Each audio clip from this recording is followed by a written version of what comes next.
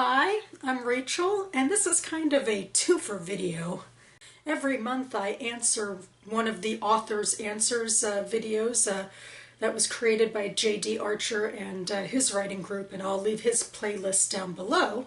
And I also wanted to do a NaNoWriMo intro of sorts because I've officially made my project page on my profile, so I'll link to my profile down below too.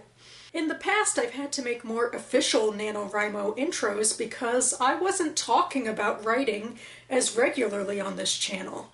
But thanks to things that I've been doing this year, in large part influenced by WriterTube and AuthorTube videos, the quarterly wrap-ups and the author's answers and everything I've been watching from other people, I've been talking about writing more.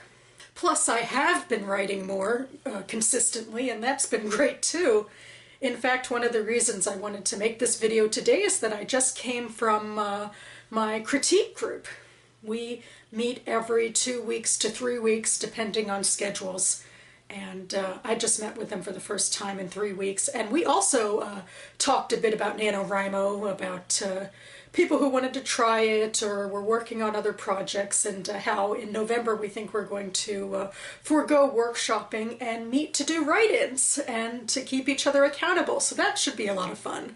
So I've known most of the people in my writing group since January and a couple of the newer people since June. And tonight I also told them about my cat Leia's death, which is the most depressing thing that we've probably ever talked about. And it went a little more awkwardly than I would have hoped, although they were very kind.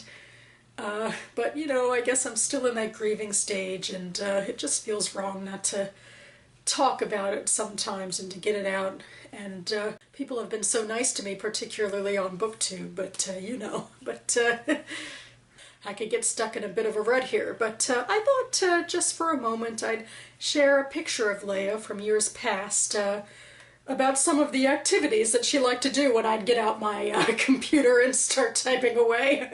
I think this particular idea of mine wasn't such a smart one. It encouraged bad behavior.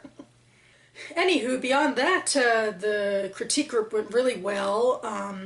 We critiqued one person's first few chapters of her novel, and she told me specifically that she really liked my critique style, that I gave really good analytical advice, so that was a big feather in my cap. So this sort of segues into the author answers a question that I'm doing this month, which is, what are some nice gifts for writers? And certainly one of the best gifts that any writer can have is a community of other writers with whom to workshop stories and talk about the art of writing, or angst about outlining, which is something I also brought up tonight. I'm very fortunate to live in an urban area where there are at least a few writing groups, and I found one that fits my needs, and it's, you know, a free group. We don't even have any fees. And that's great, and we meet regularly and keep each other on track. But at the same time, you know, I'm cognizant of the fact that writing classes are always useful. Just keep on going back to the class that I took, well, a one-night thing that I took shortly before my summer wrap-up video, and just how sitting and talking with editors of literary magazines really sharpened my skills and made me think about hooks for stories, and it made me think about how useful those classes are when they're manned by writers who are professional and out there. And man, if I could just keep forking over the money to go to writing classes, I would, but I don't have it. Does anybody else have the money? Gifts. On that note, I guess some other things that people think of as gifts for writers are things like shiny MacBooks. Everybody seems to have the Mac, I guess, and I know that they have a great reputation for not breaking down easily. I still have my little PC netbook here. Here, I'll show off my NaNoWriMo stickers again. And it's doing really well for now. I mean, I've had it for several years, and it's not, I guess, as quick as it used to be, but it's still chugging along really well. So I guess I should have no complaints, but I see those sleek MacBooks sometimes, and they're just so expensive. This one is still pretty useful to me.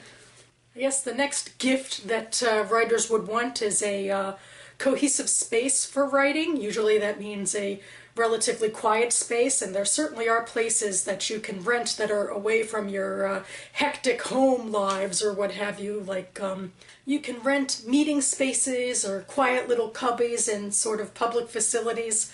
I know a few years ago on the NaNoWriMo forums, somebody was pointing out the Cove group in DC where you can rent this sort of stuff. Or at the very least, people can give you money for coffee and pastries if you want to go to your favorite pastry shop to get in the words there.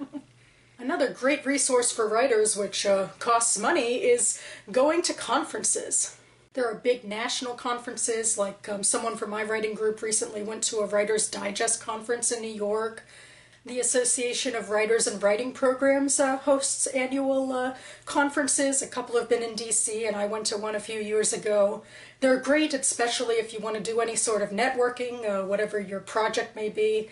I suppose it is always a good idea then to have some sort of project in the works. There are also more local conferences. I believe most states and maybe even some cities have writing groups that convene conferences on an annual basis and have other sort of networking opportunities in a more local and perhaps financially manageable situation. There's everything from how-to books to kitschy knickknacks. I know several websites make lists of best gifts for writers, and I found one from earlier this year. Here's one from writersunplugged.com, and I think this one is my favorite. This sign that says, warning, do not disturb or else you might be put into the story. But they also have more legit ideas like Scrivener, which is a program that I try to use to better organize my writing projects. And finally, I know maybe my parameters of gift giving are a bit strange, but I'm thinking of things that I'd love as a writer, and one of them would be to attend NaNoWriMo's Night of Writing Dangerously. It's an annual night that takes place during NaNoWriMo in San Francisco. And you're allowed to attend if you fundraise at least $300 for the nonprofit that supports Nano. And then, of course, beyond that, you have to pay for your room and board and transportation money and what have you. But if you get there, it's this whole night of sitting in this decked-out ballroom in pretty clothes among people with little typewriters, and you get to win prizes and celebrate goals in word count, and it just always looks so much fun, like a little Cinderella ball for the geeky writer folks. And I admit I've never even tried to fundraise. The whole thing is a little too daunting for me, but it would be something I'd really love. But as always, I feel like I should end any of these special bells and whistle posts with the caveat that, of course, as a writer, all you really need is stamina and fortitude and a driving goal for yourself to sit down and write. But it does also really help to have support from outside people. It's not necessary, but it does help, particularly if they're writers. And hopefully you can find a way through the internet or in person that you won't have to pay for that. That about covers it for me now. I'll be back soon because Steve tagged me in a daunting-looking foodie tag. Lots of questions there.